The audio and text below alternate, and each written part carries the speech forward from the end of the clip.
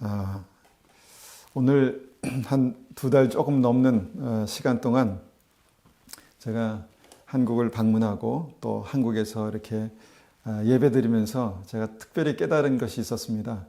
그것은 뭐냐면 우리가 교회에서 예배 드리는 것이 너무너무 소중합니다. 그런데 교회가 무엇인가? 그것은 성도들이 예수님의 이름으로 모인 곳이 교회고 주님 앞에 정말 믿음으로 예배 드리는 곳이 교회구나라는 생각을 할 수 있었습니다. 제가 여러 곳에서 설교를 준비하고 또 말씀을 전할 때마다 주님께서 큰 은혜를 주셨습니다. 물론 여러 가지로 좀 열악한 상황들이 있었지만 그 가운데에서도 주님 주시는 말씀이 있었고요. 그 가운데서도 주님께서 역사하시는 은혜가 있었습니다. 특별히 오늘 이제 교회에 와서 이렇게 예배를 녹화할 때 주님께서 저에게 주시는 특별한 은혜가 있습니다. 그것은 뭐냐면 하나님께서 많은 믿음의 성도들을 붙여서 함께 기도하게 하시는구나. 또 제가 말씀을 전할 때마다 참 목이 잠겨서 이게 큰 영적인 싸움이었거든요. 그러니까 목이 잠겨서 말이 안 되는 거예요. 그래서 제가 정말 많이 기도하고 참 너무너무 힘들고 그랬는데 오늘 목이 괜찮습니다. 좋습니다. 그래서 그런 걸 보니까 성도님들께서 저를 위해서 기도해 주셨구나라는 것을 깨달을 수 있었습니다. 오늘 함께 나눌 말씀의 제목은요. 하나님께서 정하신 절대적인 선입니다. 하나님께서 정하신 절대적인 선입니다. 오늘 말씀은요, 특별히 제가 이제 사랑하는 귀한 성도님 가정과 함께 여러 가지 대화를 하면서 성령께서 그 대화 가운데 깨닫게 해 주신 것을 정리해서 이제 오늘 말씀으로 그렇게 전하는 것입니다. 오늘 본문으로 창세기 3장 1절 말씀을 보시겠습니다. 창세기 3장 1절입니다. 창세기 3장 1절에서 5절까지의 말씀입니다. 받들어 읽겠습니다. 그런데 뱀은 여호와 하나님이 지으신 들짐승 중에 가장 간교하니라. 뱀이 여자에게 물어 이르되 하나님이 참으로 너희에게 동산 모든 나무의 열매를 먹지 말라 하시더냐. 여자가 뱀에게 말하되 동산 나무의 열매를 우리가 먹을 수 있으나 동산 중앙에 있는 나무의 열매는 하나님의 말씀에 너희는 먹지도 말고 만지지도 말라. 너희가 죽을까 하노라 하셨느니라. 뱀이 여자에게 이르되 너희가 결코 죽지 아니하리라. 너희가 그것을 먹는 날에는 너희 눈이 밝아져서 하나님과 같이 되어 선악을 알 줄 하나님이 아심이니라. 지난주에도 이 본문을 가지고 제가 말씀을 전했죠. 오늘 다시 말씀을 읽는데 그 말씀 가운데 은혜가 있습니다. 여러분, 이 말씀을 읽는 가운데 여러분의 머릿속에 몇 가지 질문이 그렇게 생기지 않습니까? 저는 말씀을 읽을 때마다 여러 가지 질문들이 많이 생기거든요. 그 중에 이런 질문들이 이제 있습니다. 하나님께서는 왜 에덴 동산에 뱀이 살도록 허락하셨나? 입니다. 자, 뱀은 단순한 뱀이 아니죠. 우리가 뱀을 이제 이 사단, 마귀인 것을 압니다. 그런데 하나님께서 에덴 동산에 그것을 왜 허락하셨나? 입니다. 왜 허락하셨을까요? 하나님의 능력으로 그것을 막을 수 있었는데 왜 허락하셨을까요? 또한 두 번째 질문이 이것입니다. 하나님은 뱀이 하와를 속이며 거짓말할 때 그 사실을 보고 계시지 않았을까입니다. 그러니까 뱀이 하와를 속이면서 거짓말할 때 하나님께서 그 상황을 보고 계시지 않았을까요? 어떻습니까? 하나님께서 정말 무소부재하시고 어디나 계시고 역사하시는 하나님, 정말 모든 것을 감찰하신 주님께서 그것을 안 보고 계셨을까요? 분명히 보고 계셨을 것입니다. 하나님께서는 졸지도 주무시지도 않는다 이렇게 말씀하시잖아요. 주님께서 분명히 그 상황을 보고 계셨다는 것이죠. 우리 하나님 전지전능하신 분 아니겠습니까? 우리의 삶을 주장하시고 인도하시는 분이 하나님이십니다. 그런데 마귀가 하나님 몰래 그런 일을 할 수 있었을까 과연? 여러분 어떻게 생각하십니까? 정말 마귀가 하나님 몰래 그 일을 할 수 있었을까요? 저는 믿음으로 확신합니다. 하나님께서는 이 모든 사실을 보고 알고 계셨다는 것입니다.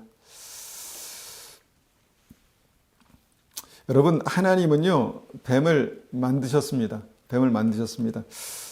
하나님은 왜 그 위험한 뱀을 아담과 하와와 함께 에덴 동산에 살도록 허락하셨을까? 여기서는 굉장히 그 성경에 특별한 어떤 그 설명이 없기 때문에 여러 가지 생각을 하게 합니다. 그런데 우리가 하나님을 신뢰하기 때문에 어느 정도의 답은 얻을 수 있죠. 여러분, 하나님은 뱀이 하와를 속이는 그 순간을 보고 계셨다는 것입니다. 그렇다면 중요한 것은 왜 그냥 보고 계셨을까입니다. 이것이 오늘 믿음의 핵심을 이해하는데 너무 중요한 문제이기 때문에 먼저 말씀드립니다. 자, 믿음의 핵심, 오늘 말씀드릴 믿음의 핵심을요, 세 가지로 한번 제가 말씀드리고 싶습니다. 첫 번째는요, 믿음은 100% 나의 선택이라는 것입니다. 여러분, 이것을 우리가 신학적인 용어로 자유의지라고 그렇게 말하죠. 믿음은 자유의지입니다. 100% 나의 선택입니다. 여러분, 구원받는 믿음은요, 절대로 강제가 아니라는 것입니다. 하나님께서 힘으로, 능력으로, 억지로 우리에게 믿음을 집어넣어서 너 안 믿으면 죽어라고 하신 게 아니라는 것이죠. 믿음은 100% 나 스스로의 판단과 선택입니다. 그것이 동산 중앙에 영생을 사는 생명나무와 먹으면 죽는 선악과를 동산 중앙에 만드신 이유라는 것입니다. 여러분, 완전히 반대가 되는, 그래서 너무 상징적인 이 두 그루의 나무, 생명나무와 선악과, 그 핵심이 무엇입니까?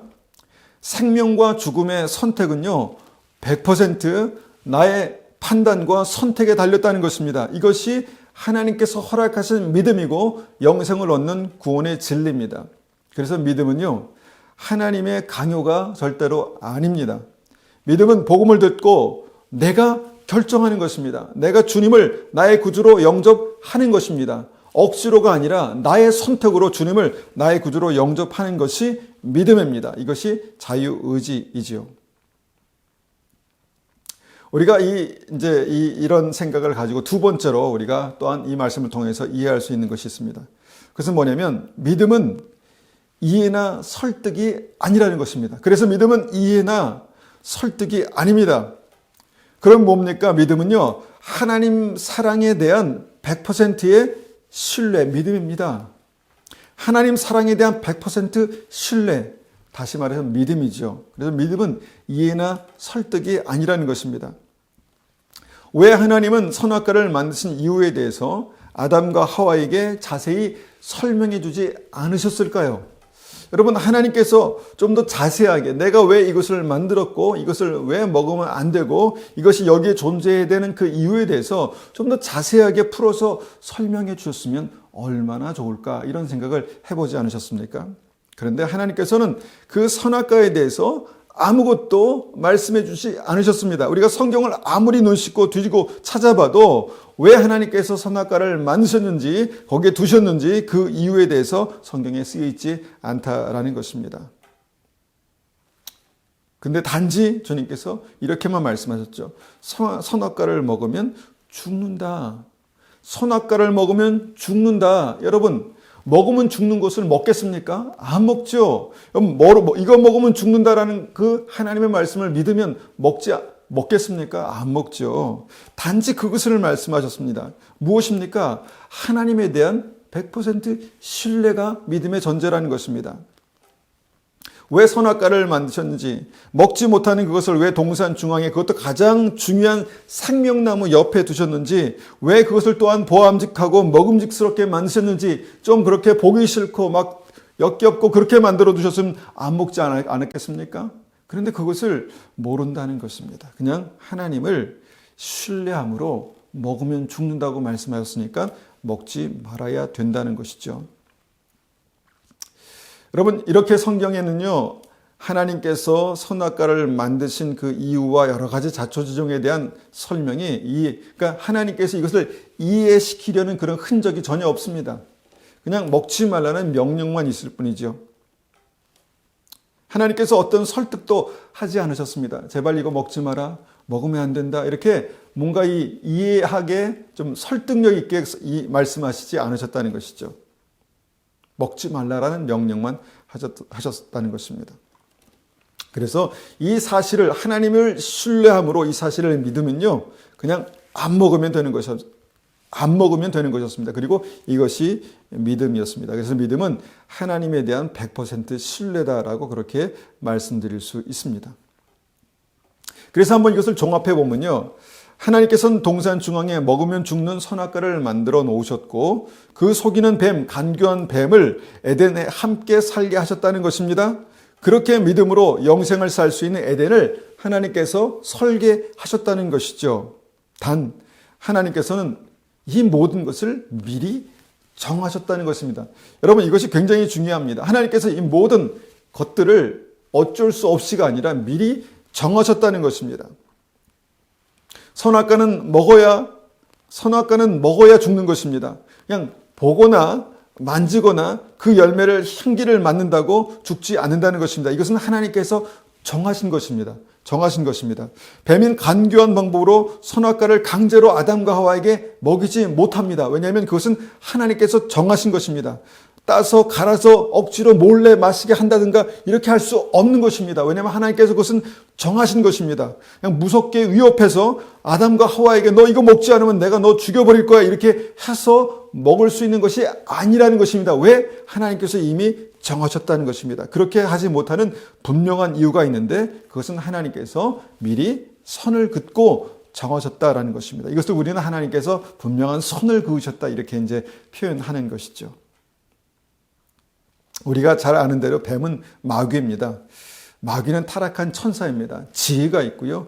능력이 있습니다. 충분히 아담과 하와에게 억지로 먹일 수 있는 그런 지혜와 능력, 속여서 그냥 아주 간교하게 그냥 나도 모르는 사이에, 아담과 하와도 모르는 사이에 그냥 어떤 물에 독을 타서 이렇게 먹일 수 있는 그런 간교함이 그에게 있었다는 것입니다.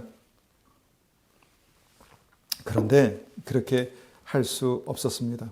왜냐하면 하나님께서는 뱀과 아담과 하와 사이에 분명한 넘지 못할 선을 그어 주셨습니다. 이것이 하나님께서 정하신 선이다 이렇게 우리가 말할 수 있는 것입니다. 에덴 동산에는 그 선악과와 뱀이 있었지만 하나님께서 정하신 그 선에 의해서 분명히 통제되고 있었다는 것입니다. 그래서 하나님께서 에덴 동산에 분명히 정하신 선이 있다 이렇게 말할 수 있는 것이죠. 그래서 뱀은 하나님께서 정하신 선을요 마음대로 넘어갈 수 없었습니다. 이 중요합니다. 뱀은요 하나님께서 정하신 믿음의 선을요 마음대로 넘어갈 수 없었습니다. 이것이 마치 생명의 성령의 법, 죄와 사망의 법처럼 어떤 원칙, 절대로 넘어갈 수 없는 그 원칙으로 그렇게 남아 있었다는 것입니다. 여러분 한번 생각해 봅니다. 마귀는요 그렇게 태초에 에덴 동산에 있었습니다. 그런데요 그 마귀가 지금도 우리 주위에서 역사한다는 사실입니다. 그렇다면 하나님께서 그 태초에 허락하셨던 그 원칙 때문에, 그 이유 때문에 지금도 우리 주위에 하나님께서 그렇게 마귀를 허락하신 이유가 있다라는 사실을 우리는 알 수 있습니다.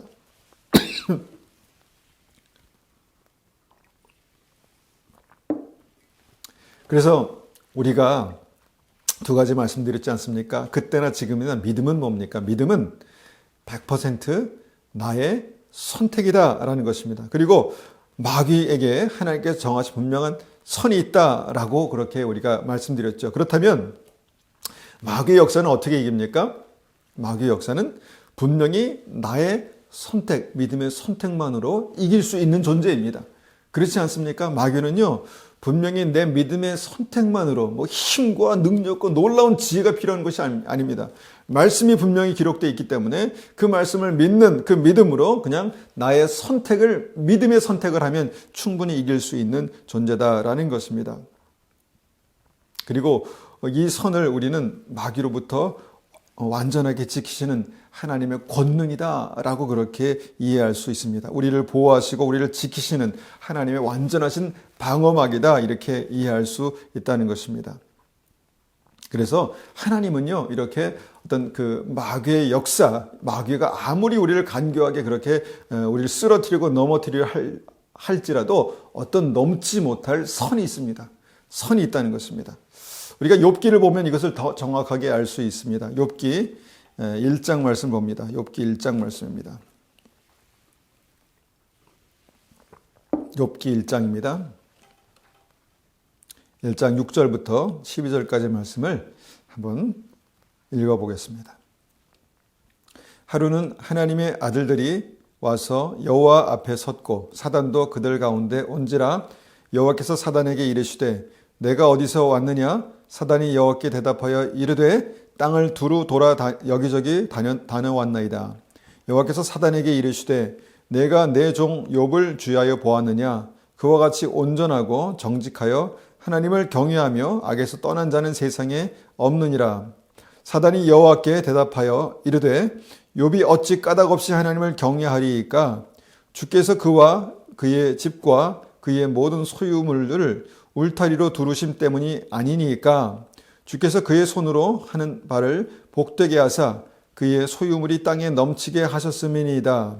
이제 주의 손을 펴서 그의 모든 소유물을 치소서. 그리하시면 틀림없이 주를 향하여 욕하지 않겠나이까.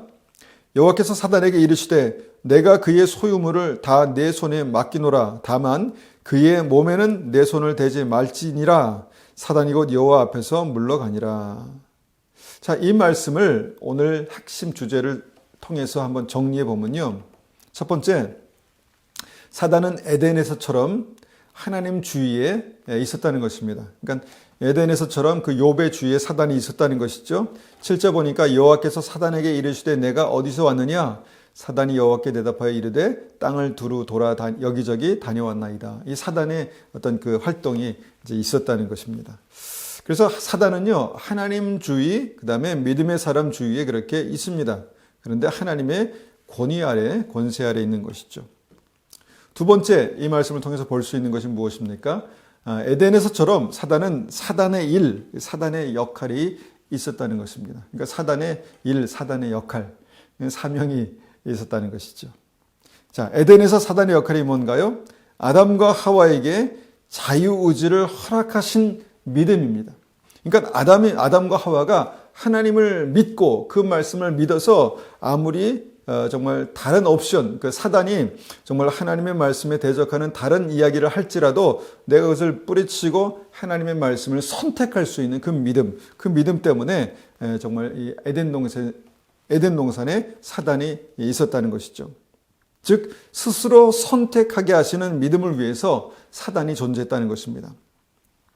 그리고 여기 욥기에서도 마찬가지입니다. 말씀 보면 사단이 욥에게 고난을 주지만 그 고난에도 불구하고 욥은 끝까지 하나님을 선택하는 믿음을 지킵니다. 욥기를 계속해서 읽어보면 그 끝까지 하나님을 선택하는 믿음을 지키죠. 결국 사단은 욥의 믿음을 온전하게 하기 위한 그런 존재였다는 것입니다. 그러니까 욥의 믿음을 더 온전하게, 욥이 더 깊이 회개하고 말씀 위에 믿음 위에 설 수 있는 그런 일들의 조력자가 됐다는 것입니다. 오히려 사단이. 물론 그가 그렇게 의도한 것은 아니었겠죠. 그런데 하나님의 통치 가운데 사단이 그렇게 사용됐다는 것입니다. 그런데 여기서 마지막 중요한 사실이 있습니다. 그 세 번째인데요. 사단은요, 완전한 하나님의 통제 가운데서만 역사했다는 것입니다. 여러분, 이거 굉장히 중요합니다. 사단은요, 하나님의 완전하신 통제 가운데서만 역사합니다. 12절 봅니다. 여호와께서 사단에게 이르시되 내가 그의 소유물을 다 내 손에 맡기노라. 다만 그의 몸에는 손을 대지 말지니라. 사단이 곧 여호와 앞에서 물러가니라. 자, 사단에게 허락한 그 일이 있었습니다. 그것이 무엇입니까?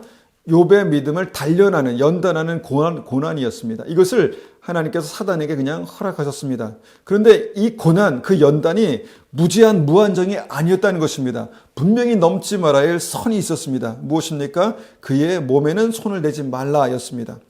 그러니까 마귀의 역사는요, 하나님의 통치 가운데 분명한 선이 있다라는 것입니다. 그 선을 넘지 못하는 그 한도 내에서 하나님께서 마귀에게 그것을 그 연단을 허락하셨다는 것이죠.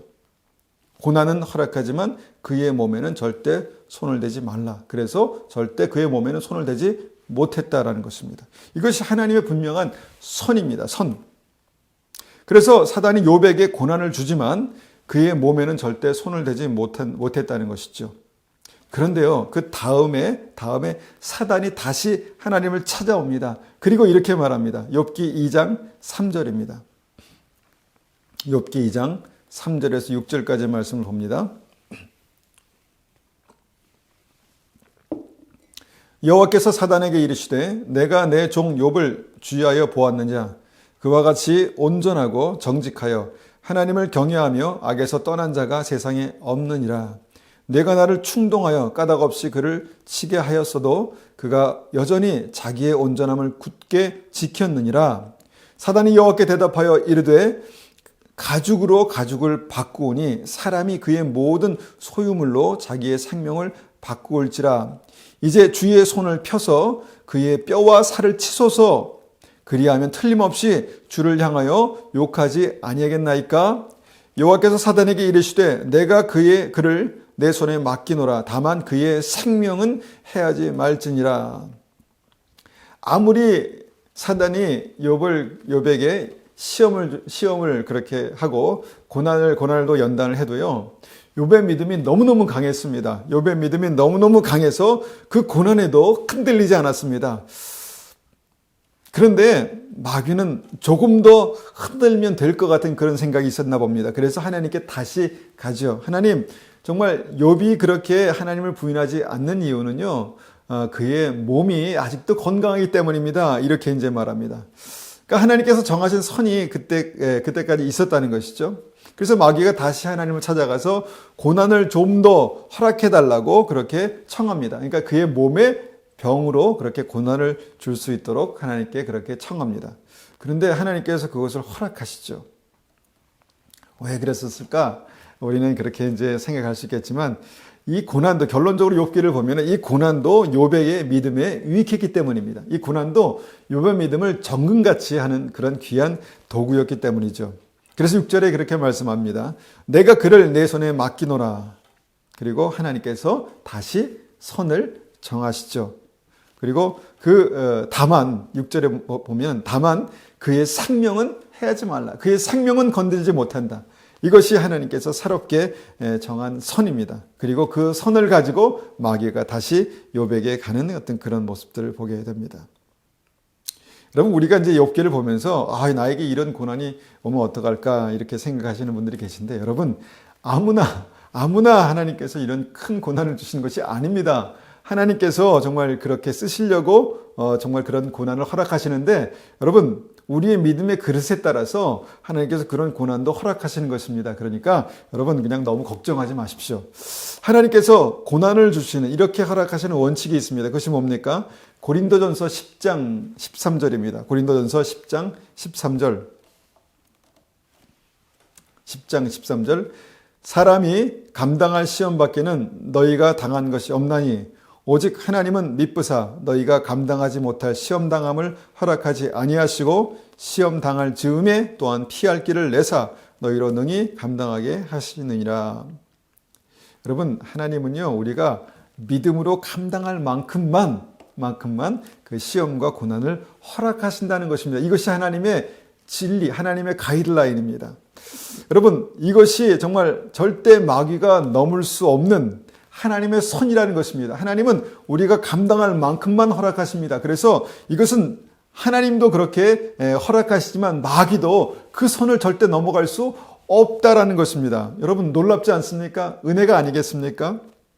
여러분, 하나님은요, 또한 이런 욥에게 완전한 대안까지 마련하십니다. 이런 믿음의 사람들에게 완전한 대안까지 마련하시죠. 그것이 뭡니까? 감당치 못할 시험을 허락하지 않으시고, 말씀 다음에 시험 당할 즈음에 피할 길을 내신다라는 것입니다. 시험 당할 즈음에 피할 길을 내신다는 것입니다. 이것이 하나님의 계획입니다. 하나님의 인도하심입니다.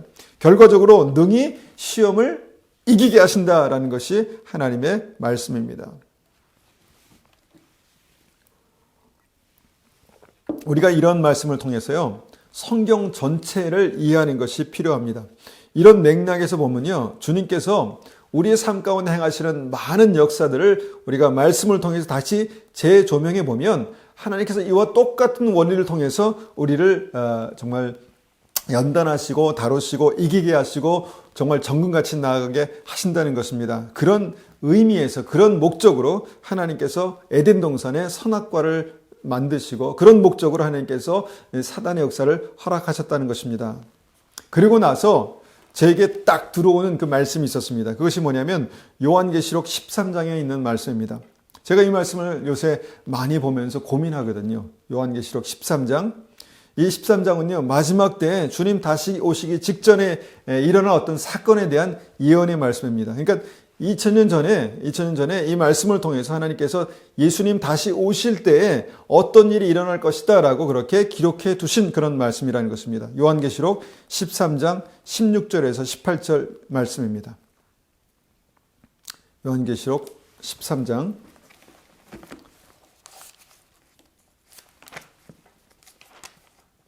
16절에서 18절 말씀입니다. 16절 말씀 보십니다.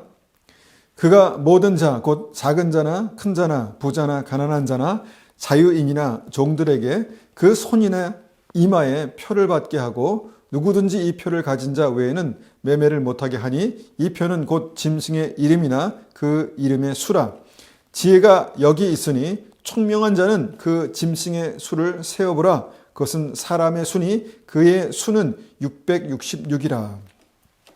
이 말씀은요, 오랫동안 많은 사람들에게 어떤 두려움을 주었던 그런 말씀입니다. 이 말씀을 잘못 이해하고 이 말씀을 분명히 이해해도 이 말씀을 믿음으로 받지 못하고 이 말씀 때문에 많이 어려워들 하고 고민하고 또 마음이 눌리는 그런 일들도 솔직히 있었던 것 같습니다. 마지막 때에 마귀가 모든 사람에게 표를 받게 한다는 것입니다. 이 표가 뭘까요? 오랫동안 많은 사람들은요, 이 표가 뭘까에 대해서 굉장히 궁금하게 여겼습니다. 과연 이 짐승의 표가 뭘까? 처음에는 손이나 이마에 받는 도장이라고 생각했습니다. 한창 도장이 있었던 때가 있었잖아요. 도장을 쓸 때가. 그래서 하나님께서 이렇게 도장을 이제 받게 한다. 이렇게 생각했죠. 그 다음에 이제 문신 같은 게 이제 나오면서, 문신 같은 거 아닐까? 혹시 손이나 이마에 문신을 새기는 게 아닐까? 그렇게 이제 생각하기도 했고요. 그 다음에 또 역사가 흐르면서 어떤 생각을 했을까요? 바코드가 나왔죠. 바코드가 나오면서 이 바코드가 혹시 그거 아닌가? 절대로 이 바코드를 받으면 안 돼. 뭐 이렇게 이제 생각하기도 하기도 했다는 것입니다. 그러고 나서 뭐 여러 가지가 나왔죠. RFID 칩이 나오고요. 그 다음에 베리 칩이라는 게 나오고요. 이것이 뭐 짐승의 표도 아니다. 뭐 논란이 많았습니다. 여러분 어떻게 생각하십니까? 이 사건은요, 마지막 때 주님 오시기 직전에 반드시 있을 사건입니다. 여러분, 이 사건이 모든 사람을 망하게 하려고 하나님께서 두신 사건이라고 여러분 그렇게 생각하십니까? 절대 아닙니다. 하나님께서 믿음의 사람들을 구별하시고 온전케 하시기 위해서 허락하시는 일이라는 것입니다. 그런데 이 말씀을요, 좀 단순하게 접근할 필요가 있다고 봅니다. 이 사실을요, 너무 복잡하게 이해하지 말고 그냥 단순하게 우리가 이해할 수 있는 부분만 우리가 한번 보면요. 짐승의 표에는 주님께서 명확하게 말씀하신 세 가지 특징이 있습니다. 그것이 뭡니까? 우리가 읽으면 알 수 있는 것입니다. 첫 번째, 오른손이나 이마에 받는다는 것입니다. 받는 것입니다. 오른손이나 이마에 받는다는 것입니다. 그러니까 물리적으로 몸에 받게 하는 어떤 그런 안 받으면 안 되는, 받은 것과 안 받은 것이 확실히 그렇게 표가 나는 어떤 그런 손이나 이마에 받게 된다는 것입니다. 이것이 첫 번째입니다. 두 번째는요, 이 표가 뭐냐? 이 표는요, 어떤 이 표가 관련된 어떤 여러 가지 것들 때문에 이 표가 없으면 뭘 사거나 팔지 못한다는 것입니다. 표가 없으면 사거나 팔지 못한다는 것이죠. 다시 말하면 이 표는 우리가 경제 활동을 못하게 하는 그런 치명적인 불이익, 그러니까 표를 받지 않으면 경제 활동을 할 수 없는 치명적인 불이익을 줄 수 있는 것이다라는 것입니다. 여기서 많은 사람들이 고민합니다. 그렇게 되면 어떡하나? 이것은 내가 어떻게 견딜 수 있을까? 여러분, 하나님께서 우리에게 피할 길을 내신다고 하시지 않았습니까? 좀 힘들겠지만 하나님께서 우리를 인도하실 줄 믿습니다. 우리는 모릅니다. 그렇지만 하나님의 성령께서 우리를 인도하실 줄 믿습니다. 자, 이것이 두 번째고요. 이 표가 없으면 매매를 못한다. 경제활동을 못한다. 이것이 두 번째 특징이고요. 세 번째는 뭡니까? 세 번째는 그 표에는요, 짐승의 이름과 숫자가 있다는 것입니다. 그 표에는 짐승의 이름과 숫자가 있다는 것입니다. 얼마나 단순합니까? 얼마나 간단합니까? 여러분, 성경에 나오는 그 짐승의 이름, 이 마귀죠. 마귀의 이름이 뭔가요? 서양 사람들은 마귀라고 얘기 안 하죠. 우리가 이제 원어 성경을 보면은 이제 Satan, 사탄이라고 그렇게 말하죠. 사탄의 이름이 이제 그 마귀의 이름이 이제 사탄입니다. 그런데 이 사탄의 이 본명이 있습니다. 본명이 뭡니까? 루시퍼입니다. 루시퍼. 그러니까 사단, 루시퍼 이런 마귀의 분명한 이름이 있다는 것이죠. 이런 이름이 표에 있다는 것입니다. 새겨져 있다는 것입니다. 그리고 또 한 가지 또 한 가지 특징은 뭐냐? 주님께서 말씀하신 그 증거는 뭐냐? 바로 사단의 숫자 666이 그 표에 들어가 있다는 것입니다. 그러니까 사단의 이름과 6이 거기에 들어가 있으면 이것은 하나님께서 말씀하신 그 표다라고 그렇게 예측할 수 있는, 생각할 수 있는 것입니다. 그것이 분명히 사단의 이름과 666에 있는데 이거는 아닐 거야 라고 생각하는 것은 그냥 그렇게 소망하고 뭔가 우리가 고난당할 것에 대해서 두려운 마음 때문에 그렇게 그냥 바라는 것이지, 여러분, 사단의 이름과 666이라는 그 숫자가 있는데 여러분 이것을 여러분 받으시겠습니까? 안 받지요. 당연히 받지 않을 것입니다. 근데 여기서 우리가 한 가지 생각해 봅니다. 이런 생각을 해봅니다. 마귀가 이 표를 들고 와서요, 사람들에게 이 표는 바로 사탄 아니면 루시퍼라는 그런 이름을 거기다 새겨놓고 그 다음에 그것을 666이라고 하지 않고 이제 이것을 속이기 위해서 바꿔서 이 표의 이름은 피스야, 피스, 평화, 피스, 평화야. 그리고 이 숫자는 777, 777이야. 이렇게 말하게 하면 될 것이 아닌가. 여러분 어떻게 생각하십니까? 마귀가 바보입니까? 사단이 바보입니까? 이 정도 속이는 것은 이유도 아니지 않을까요? 이 정도 속일 수 있는 것은 마귀가 얼마든지 할 수 있는 것이라고 믿습니다. 그런데 여러분, 절대로 마귀가 할 수 없는 이유가 있습니다. 그 이유가 뭘까요? 하나님께서 이것을 말씀에 정하셨다는 것입니다. 하나님께서 이것을 말씀에 정하셨습니다.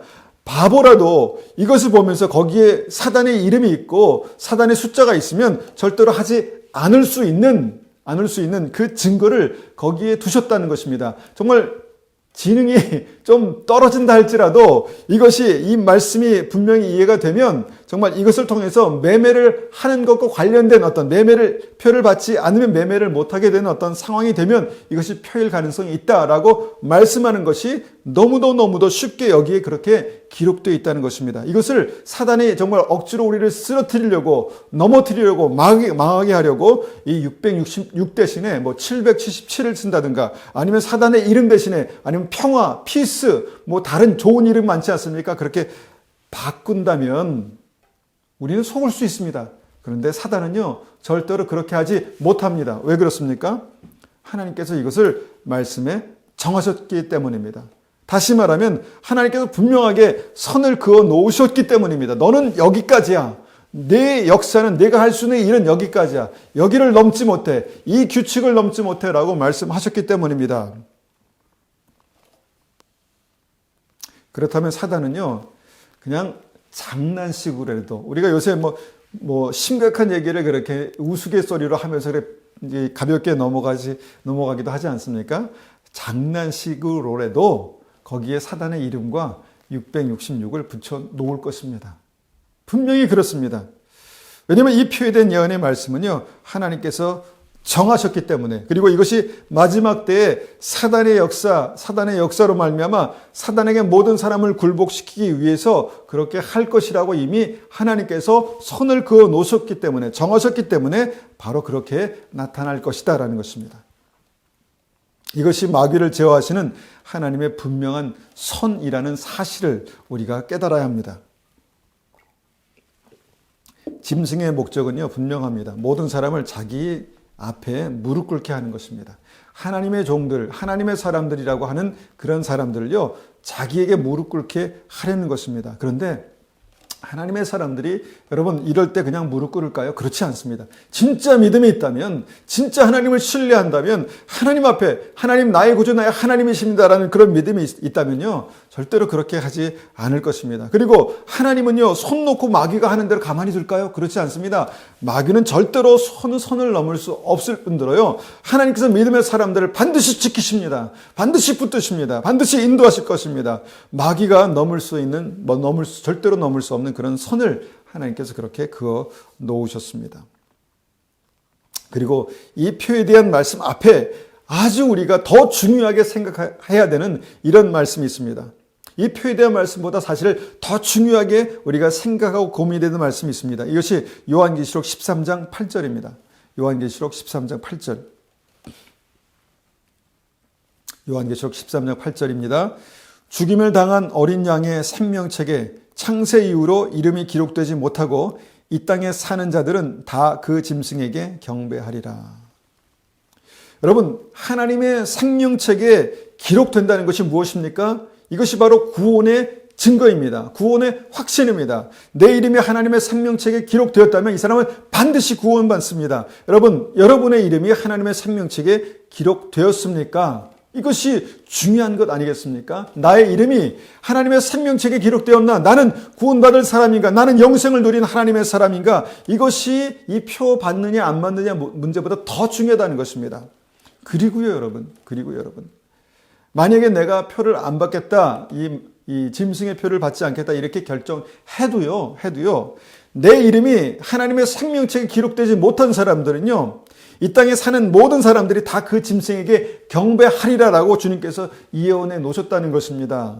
내가 아무리 그것에 대해서 빠삭하게 모든 것을 정확하게 다 알지라도, 정말 확연하게 모든 것을 다 알지라도, 여러분, 나에게 믿음이 없으면, 내 이름이 생명책에 기록된 그런 믿음이 없다면 많은 사람들은 여기에서 여러분 견디지 못할 것입니다.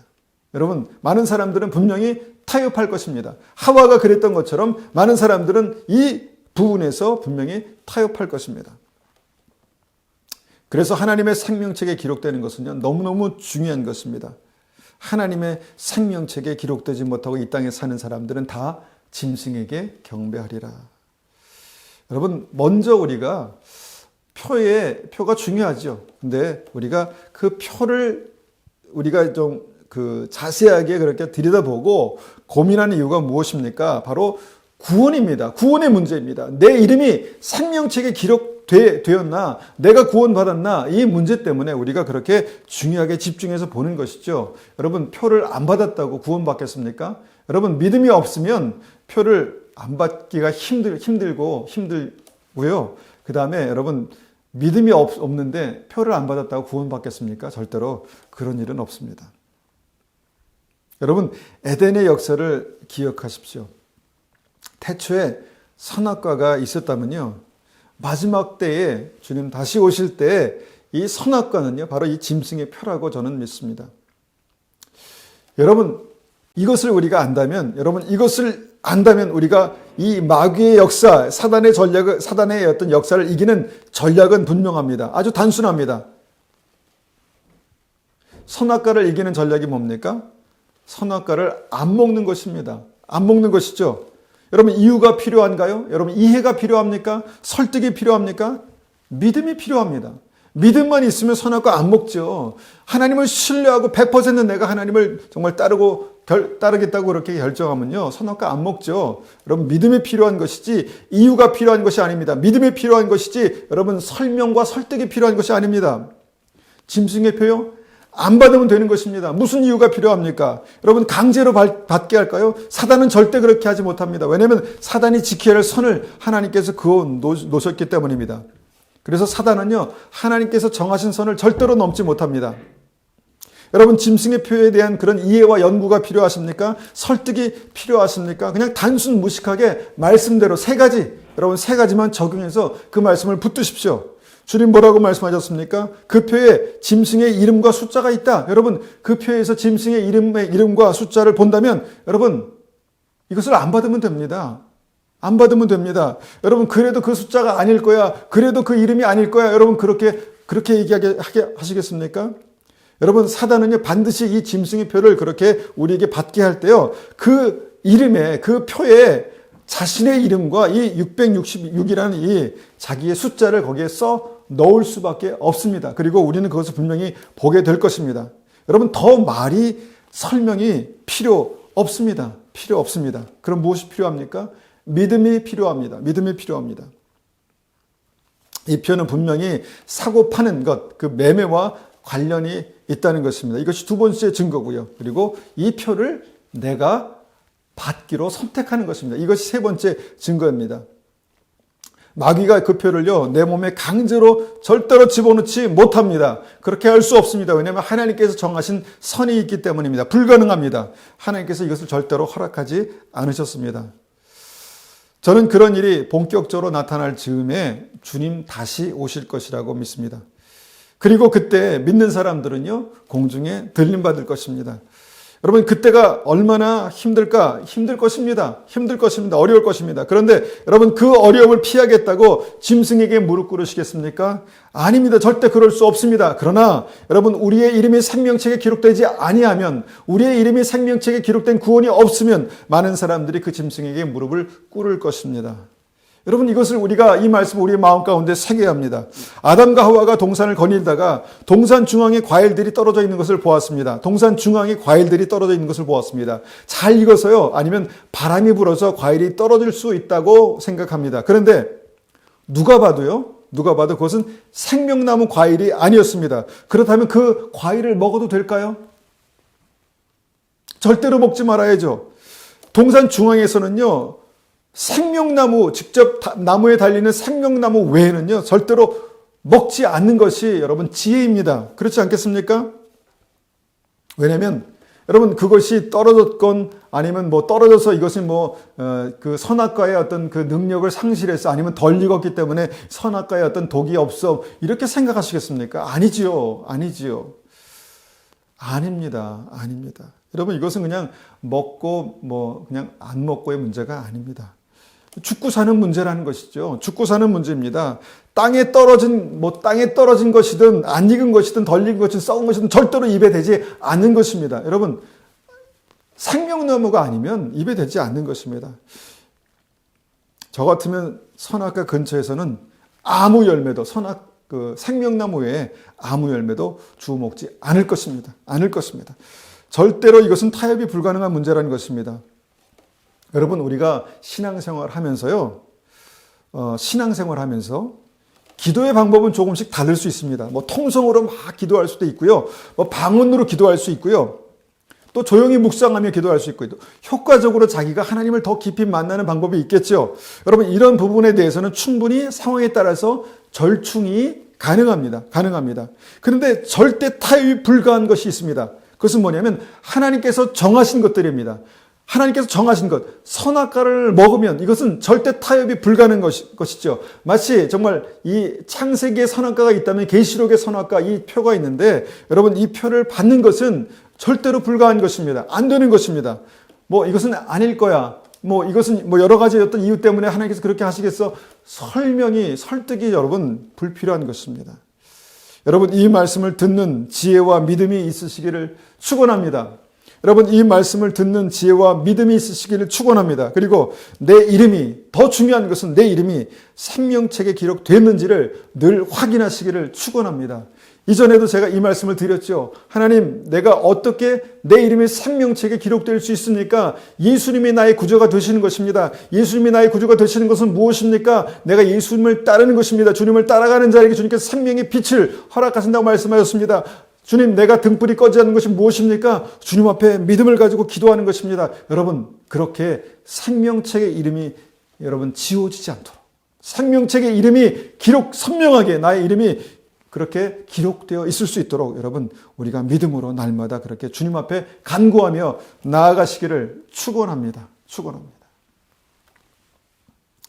이 시간에 우리가 주님 앞에 믿음으로 찬송 한 장을 드리고요. 찬송 한 장을 드리고 이 말씀을 가지고 기도하기 원하는데요. 찬송 461장입니다. 찬송 461장 찬송하시겠습니다.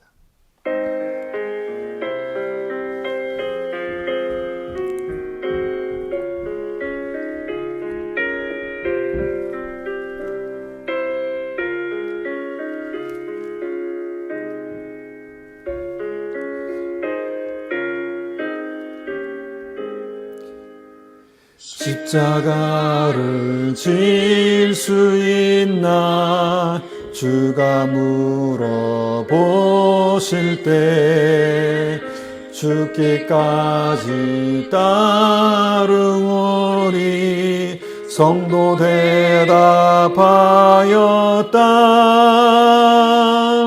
우리의 심령 주의 것이니 주님의 형상 만드소서. 주 인도 따라 살아갈 동안 사랑과 충성 늘 바치오리다. 너는 기억하고 있나 구원받은 강도를 그가 회개하였을 때 낙원 허락받았다.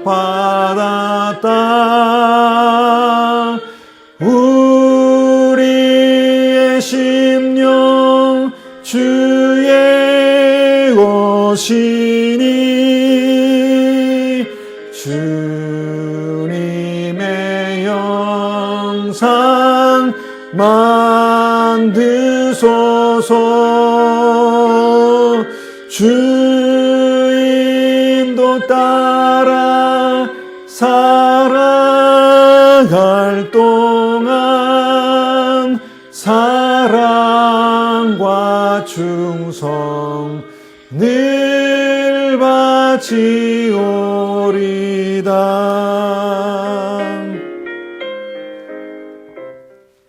아멘. 이 시간에 우리가 이 말씀을 가지고 기도하겠습니다. 하나님, 우리에게 은혜 베풀어 주시옵소서. 하나님, 우리에게 말씀이 두려움이 되지 않게 하시고 말씀이 정말 이 세상이 주는 두려움을 이기는 하나님의 능력이 되게 도와주십시오. 아버지 하나님, 우리가 이 말씀을 따라서 다시 한번 하나님 정말 열린 눈으로 주님의 영광을 보게 하시고 우리의 삶 속에 다시 한번 주님께서 이기게 하시고 승리하게 하시는 전능하신 주님께서 우리와 함께 계심을 알게 도와주십시오. 그렇게 한번 같이 기도하겠습니다. 아버지 하나님, 주님께서 주신 말씀을 우리가 기억합니다. 이 말씀을 붙들고 기도합니다. 하나님, 우리의 생각이 아니라 주님의 말씀대로 주님께서 역사하십니다. 우리의 이해가 아니라 주님의 말씀대로 정말 주님께서는 역사하십니다. 아버지 하나님, 이 말씀들이 우리의 삶 가운데 다시 한번 깊이 새겨지게 도와주시옵소서. 우리가 주님을 죽기까지 따르는 그런 믿음이 있기를 원합니다. 하나님, 우리가 정말 십자가를 지고 주님을 따르는 그런 믿음이 되기를 원합니다. 우리가 편할 때는 주님을 잘 섬겼습니다. 그러나 어려울 때에도 힘들 때에도 주님을 잘 섬길 수 있습니까? 그런 믿음이 우리 삶 가운데 있게 도와주시옵소서. 아버지 하나님, 정말 우리가 선악과에 대해서 다시 한번 생각해 보았습니다. 아버지 하나님, 이 선악과가 주님께서 말씀하시고 명령하신 것이지 주님께서 설명하시고 설득하신 것이 아님을 다시 한번 봅니다. 아버지 하나님, 우리에게 다시 한번 마지막 때에 선악과가 있습니다. 아버지 하나님, 그것을 하나님 정말 먹는 날에는, 받는 날에는 아버지 하나님 선악과 같은 똑같은 역사가 나타날 것인데 아버지 하나님, 우리가 어떻게 합니까? 우리에게 지혜를 주시고 아버지 분별의 영을 허락하여 주시고 믿음을 주셔서 하나님께서 주시는 온전한 믿음으로 끝까지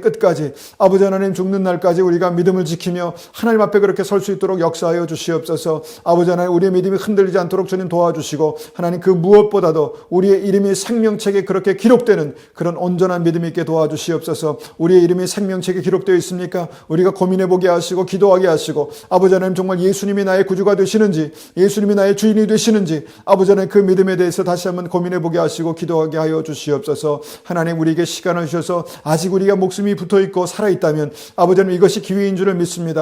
우리가 기도하며 전심으로 주의 얼굴을 구할 때 하나님, 그 믿음으로 주님 앞에 나아가게 하시고 그 믿음으로 끝까지 승리할 수 있도록 역사하여 주시옵소서. 은혜 베풀어 주시옵소서. 지금은 우리 주 예수 그리스도의 은혜와 하나님 아버지의 극진하신 사랑하심과 성령님의 충만하심과 인도하심이 오늘도 우리의 믿음을 지키고 끝까지 주님을 따라가기를 소원하는 우리 믿음의 성도님들 머리 위에, 가정 위에, 교회 위에 지금부터 영원토록 함께 계시기를 축원하옵나이다. 아멘.